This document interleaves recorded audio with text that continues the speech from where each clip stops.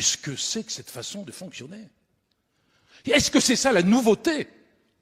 Le nouveau monde? La nouvelle politique que vous voulez introduire dans cet hémicycle? Qu'est-ce que c'est que ces petits traficotages, ces artifices du 4 matin? Qu'est-ce que ça veut dire? On doit voter aujourd'hui. On doit voter pour des vice-présidents. Il y a eu des candidatures qui ont émergé, soit des candidatures individuelles, soit des candidatures de groupe. Est-ce que vous allez faire la démonstration ce soir que sur 6 vice-présidents, il y en aura 5 qui seront les vice-présidents du rouleau compresseur? Au nom de quelle démocratie?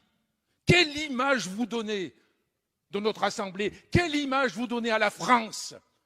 Est-ce que c'est ça l'exemple que vous voulez montrer?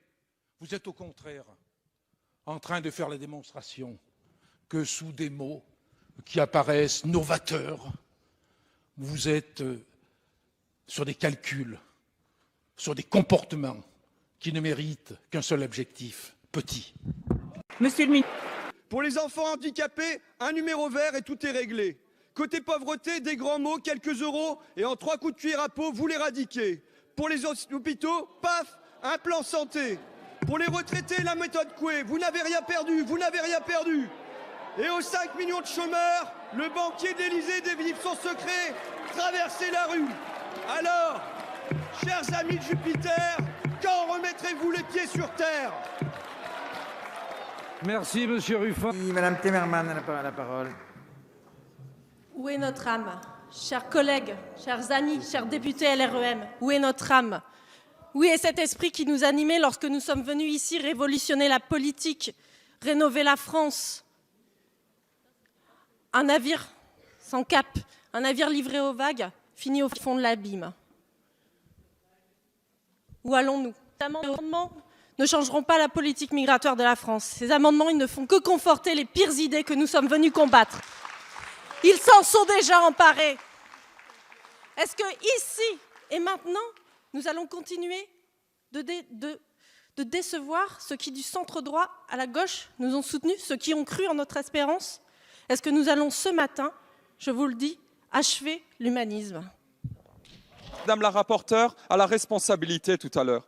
Mais Madame la ministre, ce qui est irresponsable et incompréhensible pour les Français, c'est que vous puissiez à ce moment manquer à votre parole et faire passer votre conception libertaire des rapports sexuels, y compris entre mineurs et majeurs, avant la protection de nos enfants. Merci.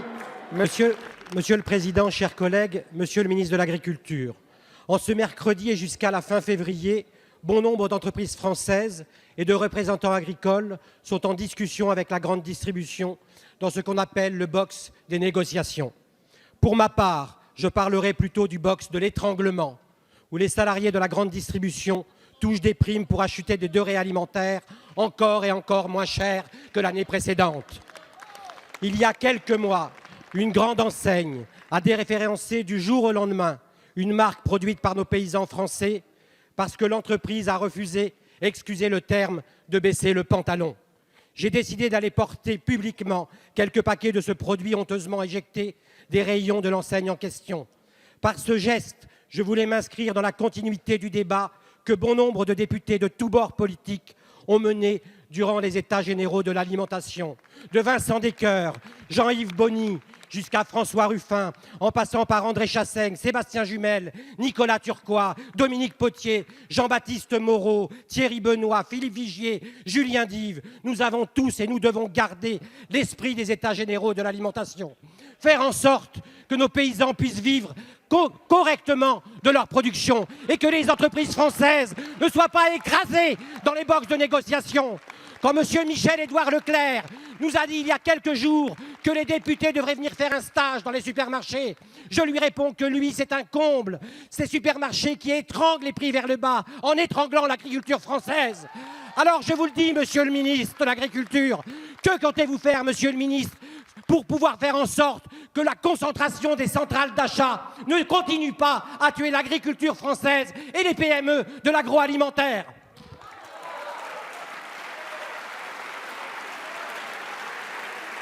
Ministre, Monsieur Lagarde. Monsieur le Président, je serai bref parce que je souhaite qu'on puisse reprendre le cours de nos discussions, puisque malheureusement, nous ne sommes pas un véritable Parlement, et malheureusement, ce n'est pas ici que ce sujet se traitera. Un véritable Parlement, il a la possibilité de convoquer un ministre dans n'importe quel pays du monde. Un véritable Parlement, il n'est pas limité dans son droit à avoir des commissions d'enquête, puisque ce n'est pas un par an, c'est autant qu'on veut, et ce n'est pas parce que la justice est saisie que le Parlement est empêché. Un vrai Parlement, c'est un Parlement qui obtient rapidement des réponses sur n'importe quelle affaire. Moi, je ne me suis pas exprimé sur cette affaire, mais il paraît tellement évident que ce monsieur n'a plus rien à faire à l'Élysée et qu'il doit être poursuivi par la justice qu'on se demande même pourquoi ça pose question. Je le dis comme je le pense, y compris parce qu'il éclabousse des institutions qui ne sont pas forcément ou pas nécessairement responsables de cette espèce de délire de quelqu'un qui se prend pour un policier et qui pense que la police, c'est de taper sur les manifestants. C'est de l'ordre du délire. Bon, la police, ça n'est pas ça, et il n'est pas policier. En tout cas, il n'a rien à faire au Palais de l'Élysée. Mais ce n'est pas le fond de l'affaire que je voulais aborder. Le fond de mon intervention, c'est de démontrer ce que j'essaye de dire depuis des semaines. Tant que nous n'aurons pas de Parlement, c'est-à-dire de Parlement qui équilibre les pouvoirs de l'exécutif, ce genre de choses peut se produire. Et s'il y avait un objet réel à la révision constitutionnelle, serait de rétablir suffisamment de Parlement pour que, comme le disait Montesquieu, le pouvoir arrête le pouvoir. Et nous voyons dans cette affaire aussi que le pouvoir n'arrête pas le pouvoir. Merci, monsieur Lac. Finir, monsieur le Président. Oui, enfin moi j'ai fini. Je ne vous ai pas agressé. Et ça n'a aucun lien avec. Je ne vous non, ai mais pas... vous m'agressez. Ça a un lien. Si vous estimez que je ne vous ai pas agressé. Eh bien, c'est agressif. Non, c'est pas agressif. Le rappel au règlement je est ne vous terminé. ai pas agressé. Il Non, est sans rapport absolument avec pas. Ce non, qui est en débat ici.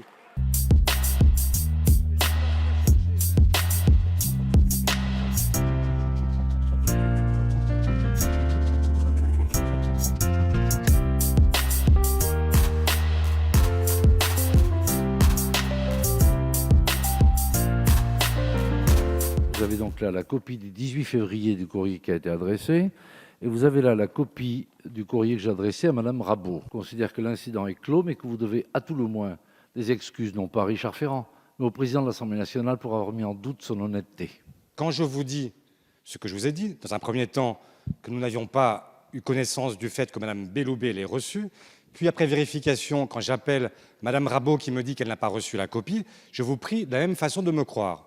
Et si je vous oppose la question et que vous me remettez ces documents, très bien, je vous en donne acte bien volontiers. L'incident est clos, mais je vous prie de croire aussi que ce n'est pas très agréable de se faire rabrouer de la façon dont vous l'avez fait tout à l'heure à la tribune, alors même que je vous pose une question qui est une question ouverte et que je le fais sans aucun esprit. Laissez s'exprimer, Monsieur Faure. Merci, Monsieur le Président. Et donc, quand je le fais, c'est simplement parce que j'entends faire respecter les droits de l'opposition, et vous en êtes vous-même le garant, et vous le savez très bien. Merci beaucoup. Monsieur Lassalle, vous n'avez pas la parole, et Madame Ménard a un rappel au règlement, et Madame Pinel a un rappel au règlement, et Monsieur Lassalle, vous n'avez plus de droit de parole sur... Eh ben, Non, mais vous faites partie des non-inscrits, il n'y a plus de temps de parole. Vous n'êtes pas un sous-député, vous connaissez le règlement, vous n'êtes pas... Bon. Monsieur Lassalle, rappel au règlement, Madame Ménard. Ce qui est honteux, c'est ce que vous êtes en train de faire, Monsieur Lassalle. Vous n'avez pas à vous lever et à hurler dans l'Assemblée. Vous connaissez le règlement. Mais c'est pas une... Monsieur Lassalle, s'il vous plaît, calmez-vous. Calmez-vous, je vous expliquais le règlement. Si vous étiez là au tout début de la séance, vous auriez entendu que les non-inscrits n'ont plus de droit de parole et vous faites partie des non-inscrits. Je vous remercie de respecter le règlement. Vous n'êtes pas... Monsieur, s'il vous plaît, soit vous sortez, Monsieur Lassalle. Monsieur Lassalle. Ça y est, vous avez terminé, je vous remercie. Au revoir. Ben, me remerciez pas. Madame Ménard. Allez-y, Madame Ménard. Merci. Vous,